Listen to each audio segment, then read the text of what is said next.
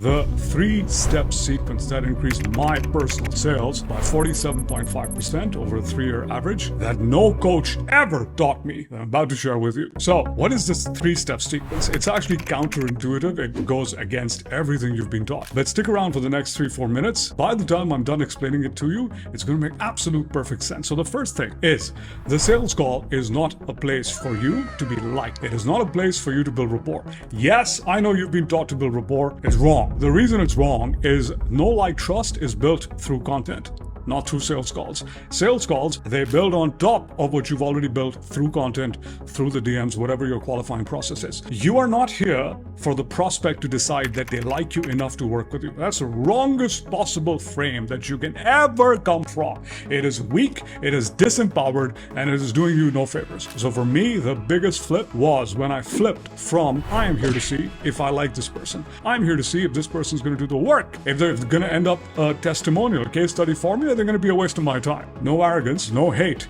but you want to come from a frame of you deciding whether you like the person or not, because they've decided they like you anyway. That's the entire reason they booked a call with you. They're super warm to you. So let go of your need to get someone to like you. You're not here to make friends. Second thing, and this one's important because this is something you're taught across programs, and that is the sales is an emotional game and that you need to blow someone's mind on a call in order for them to work you.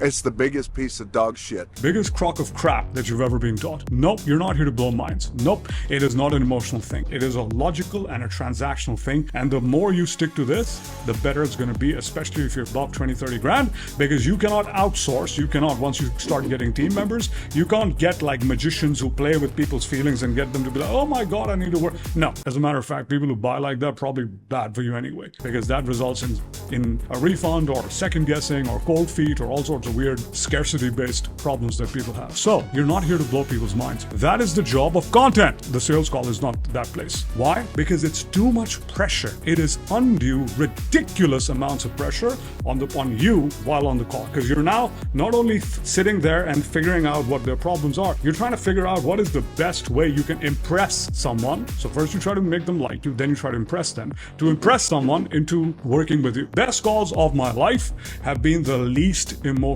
calls. So if you're someone who's on 2-3 hour long calls with people, with emotional roller coaster, dilly-dallying with wishy-washy people, you're doing yourself a disservice and you're doing them a disservice. So instead, the frame you want to come from is, this is my service, this person's here, I'm here to see if they're a good fit, if I like them, if I think I can give them results, and whether I'd like them to be part of my community or not. If you do, and you tell them like that, if you tell them with confidence, if you tell them with the belief that you have in your service, without feeling the need to appease to them or make them like you, they're going to buy from you. Most people have built-in radars that can sense and detect when someone's manipulating them, when someone's playing with them. Most people are very comfortable when you're comfortable. And you're comfortable when you're not trying to blow people's minds, you're just trying to be yourself. Third thing, and probably the most important thing, the sales call is not about making the sale. This is where objection handling comes in. So when people throw the 3-4 most common objections at you, I don't have the time to work with you, I don't have the money to work with you, I don't know, I need to ask my spouse, or I'm not the person to work with you. Like, it's not in me. I don't have the faith in myself. Here's what I tell people. The best thing you can do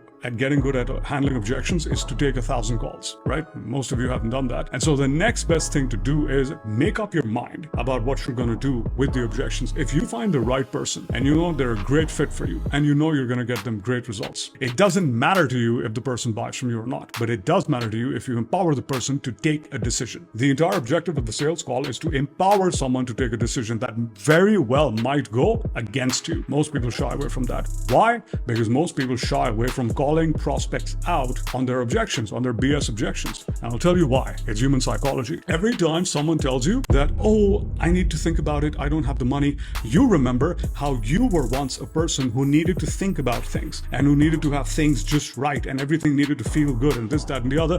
But you forget that being that person did you no favors. And at some point in time, you decided that you were going to make it the right time and you were going to invest in yourself in spite of your fears. And that's when your life transformed. Yet when someone sits across across you and gives you these reasons, you believe them because you used to be that person once upon a time. You're doing them a massive disservice. You need to remember that you also took charge of your life. You also invested in yourself, and that's why you are where you are. And you need to tell that person that. And they might not like it, depending on how you tell them that, right?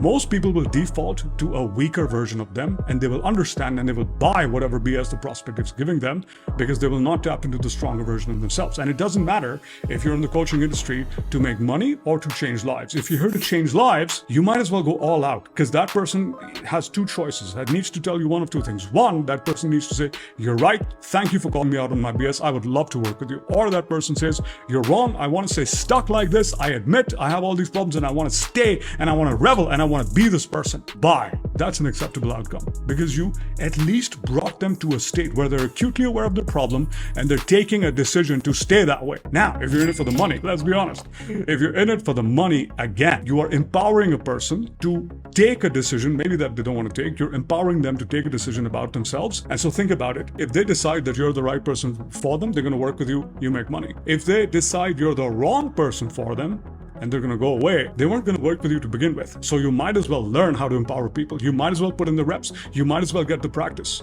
of selling to someone. This is the 3-step framework, boys and girls. I hope this helps you. You're not there to be liked. You're not there to blow minds. You are there to empower a person. You're not there to shy away. You're there to call people out on their BS. The main reason why I see entrepreneurs at 10, 20 grand a month losing, hemorrhaging sales left, right, and center is because they're afraid of calling people out. We call it objection handling. You're essentially being a mirror to the person. Someone's telling you, let me get everything in order. You ask them, like, when was the last time you had everything in order in your life, and all of a sudden your life changed? It's been 30 years. No? What makes you think it's going to happen now, right? Let me make the money.